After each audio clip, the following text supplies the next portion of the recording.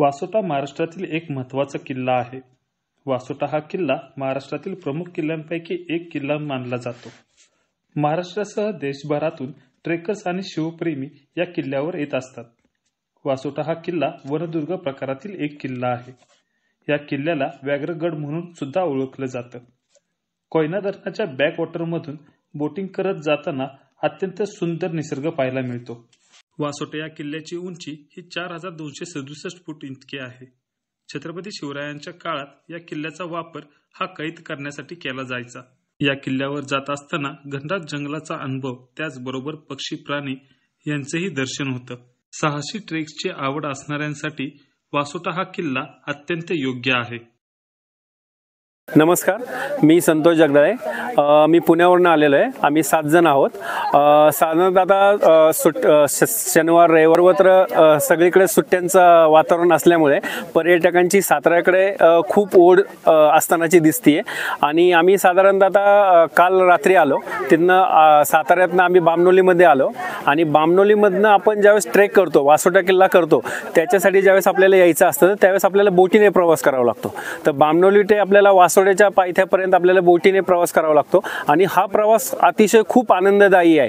म्हणजे नॉर्मली लोक बाहेर फक्त कोकणमध्ये फक्त ट्रेकिंगसाठी जातात आणि बोटिंगचा प्रवासाचा आनंद घेण्यासाठी जातात. पण इथं आपल्याला दोन्ही गोष्टी होतात. आपला ट्रेकचाही अनुभव घेता येतो आणि बोटिंगचाही अनुभव घेता येतो. त्याच्यामध्ये साधारणतः सांगायला अतिशय आनंद होतो. जे छोटे मुलं वगैरे आहेत, जे त्यांचे पालक घेऊन येतात. संख्येत लोकांची आज गडावरती गर्दी दिसतीये. तर लहान मुलांचा खूप उत्साह दिसतोय आणि त्यांना अतिशय एकदम आनंददायी वातावरणामध्ये बोटिंगचा प्रवास झाला. आणि साधारणतः 1.5 तासाच्या प्रवासानंतर आम्ही पायथ्याशी आलो. आणि पायथ्यावरनं वरती येईपर्यंत साधारणतः 1-1.5 तास लागतोय. आणि वरती आम्ही आल्यानंतर अक्षरशः रांग लागलेली होती आपल्याला वासोटा किल्ल्यामध्ये. तो खूप वेळ लागत होता. वन वे होतं. एका साईडने लोक स्टेप बाय स्टेप जात होते आणि खाली उतरताना खूप सारे लोक असे घसरत पण होते. तर याच्यामध्ये सांगायला अतिशय आनंद होतो की पर्यटकांची ज्या पद्धतीने ओढ साताऱ्याकडे वाढलेला आहे, तर दिवसेंदिवस पर्यटक इथं वाढतीलच. आणि ज्या पद्धतीने इथे वासोटा किल्ल्याची काळजी घेतलेली आहे पाटबंधारे अधिकाऱ्यांनी आणि आपल्या फॉरेस्ट अधिकाऱ्यांनी, ते प्लास्टिकवरती खूप त्यांचा फोकस आहे. ते आल्यानंतर पहिल्यांदा आपल्या बॅग चेक्स करतात. त्याच्यामध्ये तुम्ही किती प्लास्टिक नेलंय, त्याच्यामध्ये ते फसली तर तुमचं 500 रुपये ते डिपॉझिट घेतात.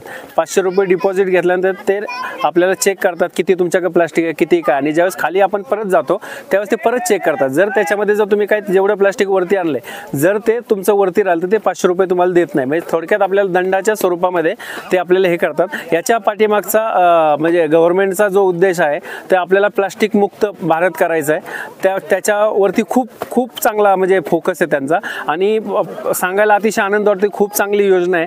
या पद्धतीने जर आपल्या सर्वच गड किल्ल्यांचा सरकारने जर विचार केला तर खूप चांगलं पर्यटन होईल. लोकांना बाहेरच्या देशामध्ये पर्यटनासाठी न जाण्याची गरज न पडता आपल्याला भारतामध्येच खूप सारे किल्ले आहेत, हे आपल्याला पाहता येतील.